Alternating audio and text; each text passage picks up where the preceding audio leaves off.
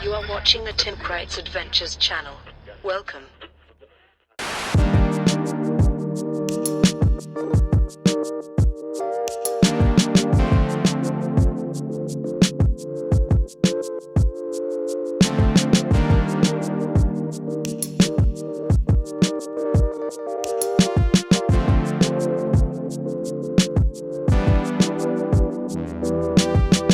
Well, what's happening, everyone? Tim Kreitz here, Tim Kreitz Adventures.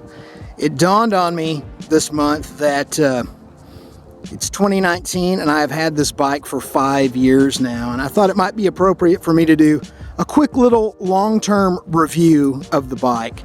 If you watch this channel on a regular basis, you see the bike all the time.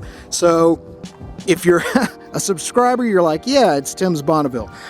But it's hard to believe that 5 years has gone by, so I thought I might go over the bike with you, tell you what I like about it, what I don't like about it, what mechanical problems I've had with it, what changes I've made to it, why I've kept it, and just give you that general information you might want in a long-term review. The changes I've made to the bike from stock are pretty minor.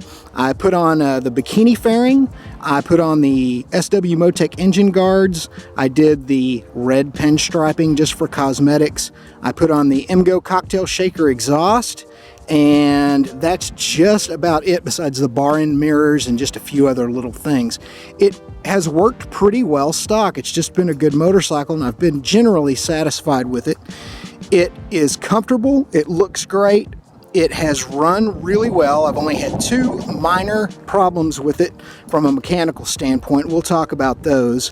And overall, I mean, I guess I'm pleased with it because I've kept it for 5 years. I ride it every chance I get almost, and I have no plans to get rid of it. The 2 major problems I've had with the bike over the past 2 years, and these are just things I have not corrected for whatever reason. Leaky fork seals. You can see right here that these fork seals actually are leaking a little bit. You can see it on my fingertip there.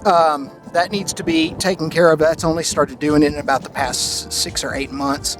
And it's just something that happens generally with every motorcycle sooner or later. So I can't really call that a flaw, but it does need to be fixed, and I'll get to that probably before springtime arrives. The most concerning problem I've had with the bike thus far is that from time to time it will leak a little bit of oil, and where it's leaking oil out of is actually the neutral sensor on the bottom of the motor.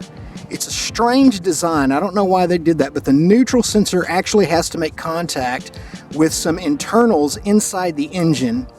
And it's just something that over time it wears out. It's sort of a high wear item for the type of component that it is.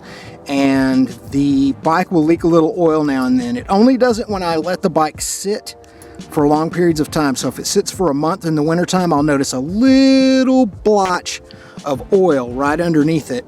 And once I start riding it on a regular basis again, it stops leaking oil. So I don't know what the reason for that is. I don't know how that part seats in. I'm sure there's some kind of a gasket that keeps conceivably the oil from leaking out. But it will leak a little bit of oil. And so that's when I stopped making fun of Harleys, was when I realized my Triumph leaked oil every once in a while. It's not a bad thing. It hasn't become any kind of a major issue. So again, I haven't fixed it. It's a 5-year-old motorcycle. It's just kind of one of those things. It's actually a 6-year-old motorcycle, I should say. This is a 2013 that I bought in 2014. I bought it brand new off the showroom floor. It was a holdover, and so I have owned it brand new for 5 years, even though technically it's a 6-year-old motorcycle. The tires are oddball in size. The 17-inch mags that are on the Bonneville base model for this year are 130/80s. I think that's right. I used to have that memorized. In fact, I just changed these tires. Yeah, they're 130/80s on the back. And then on the front, they're 110/70s. They're kind of hard to find. Metzeler seems to keep a good stock and variety of touring tires for them, and so I have continually just kept putting Metzelers on here. I have Laser Techs on it right now. I like these better than any of the tires I've ever had on it, even the stock tires that came on it from the factory, which also were Metzelers. The rear suspension on this thing I hated when it was brand new. I could not get it to soften up enough to provide a comfortable ride, especially on road trips. It just was jaw-jarring in the beginning. For about the first year, actually, until I got the first, I don't know, several thousand miles put on the bike. But over the past 5 years, if you look really closely here, you can see I've got them on the softest setting. And they're still pretty stiff, but they're definitely soft enough to provide a plush enough ride.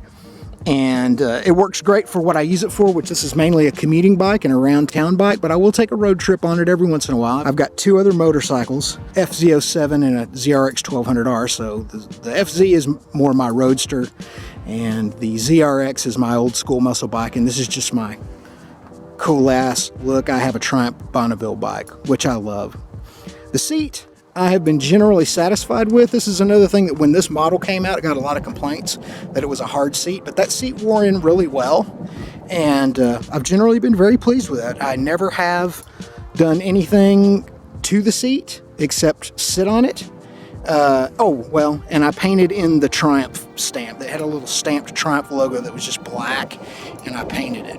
Other than that, I've been pretty happy with the seat. I like the look of the seat. So what do I not like about the bike? I think that's probably one of the things people are going to be most interested in.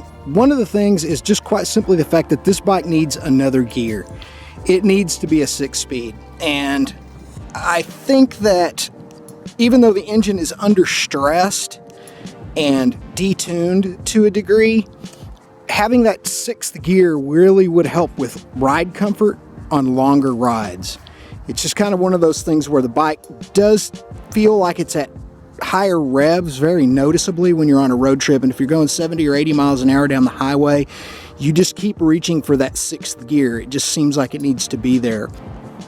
Another thing that I would have liked to have had on this bike and just kind of never did it, I know they have aftermarket ones available that go right about here, is a tachometer.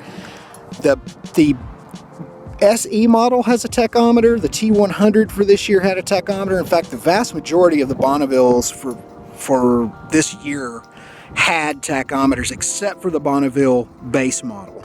And there have been times where, quite honestly, I've missed having that tachometer, but without it, I've certainly gotten used to the sound of the engine, the way the engine behaves. Speaking of the sound of the engine, this is a 360-degree firing order engine. This is the 865, and it sounds very, very classic, very, very British. It makes that wonderful droning sort of, I guess what you would describe as the proper sound of a British twin. So that is something I've enjoyed. I keep trying to tell you guys what I don't like about the bike, but actually I like just about everything about this bike. I guess that's why I have always kept it. Also, one other thing about this bike that's a negative that's very important to point out, I've just remembered, is that you cannot let the battery on this bike get even slightly low. I think that if the voltage drops below something like 12.8 or 12.7 volts, resting voltage, it will not start. The bike won't start. You'll have plenty of battery power, obviously, to bump start it, push start it, but that's just kind of one of those things that's an irritation about this motorcycle. So you've got to keep the battery charged if you don't ride it regularly. If you do ride it regularly, just keep an eye on where the voltage is and how the battery's acting, because you don't want to get into a situation where it won't start. The brakes on this bike are just okay. They stop the bike fine, but they're certainly not sport bike brakes. It's a single disc on the back and a single disc on the front. It's not dual on the front, which you may have noticed by now. Also, this iteration of the Bonneville was the very last one, I do believe, to have these throttle bodies that are made to look like carburetors. It's kind of a nice touch. I see what they were trying to do. They just wanted to make it look like a Triumph from the 70s or maybe the 60s, really more the 70s with this styling, with the mag wheels and all that, and the blacked out engine. So I guess that pretty much wraps it up. You can do pretty much whatever you want with these motorcycles. They're sort of a Sportster in that regard, although there's not nearly as wide a variety of aftermarket stuff available for the bike. But still, whatever you want to do, there are tons and tons of companies that make aftermarket accessories, and there's lots and lots of support for these bikes. Plus, they're stone simple. Air oil cooled, parallel twin engine. They make about 67 horsepower.